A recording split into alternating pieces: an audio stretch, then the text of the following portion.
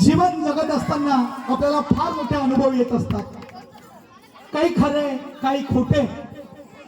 बरेचदा असं होतं की आपण एका ठिकाणी बसून बसून दमून जातो आणि आपल्या पायाला मुंग्या येतात, उठणे होत नाही। होतं कधी कधी म्हातारपणामुळे, पण आता जवानाच्या पायाला सुद्धा मुंग्याला यायला लागलेल्या आहेत। अशी एक छोटीशी गंमत सांगतो।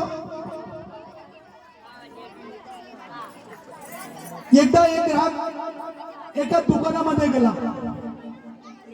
त्याच्यामध्ये मुंग्याची औषधी, म्हणजे काय झालं, अजी आमच्या अनाथामध्ये नुसतं मुंग्याच लागते म्हणून। दुकानदारी मोठा शाय ना, अजी मुंग्याची औषधी आहे म्हणते आमच्या दुकानात, पण तुम्ही एका तासाने या म्हणते। ग्राहक म्हणते मला खूप घाई आहे, एका तासाने का अजी म्हणते, अजी म्हणते त्या मुंग्याची औषधी आहे त्या औषधात मुंग्या लागत नाही म्हणते। म्हणजे किती गंमत जम्मत, ज्या औषधी मुंग्याची आहेत तिलाच मुंग्या लागल्या, तर दुकानदार कशी औषधी देईल? म्हणजे औषधीमध्ये काही जमणार आहे।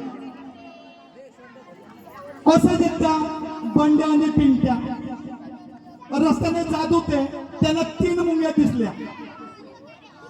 बंड्या पिंट्याला म्हणतो, अरे 3 मुंग्या होत्या, एक मुंगी का मागे राहिली? तो अरे ते थकली असेल, तिला चालता येत नसेल म्हणून तो मागे राहिली। अरे सापचूक म्हणतोय। दुसरा म्हणतो, अरे मग दुसरी मुंगी का मागे राहिली असेल?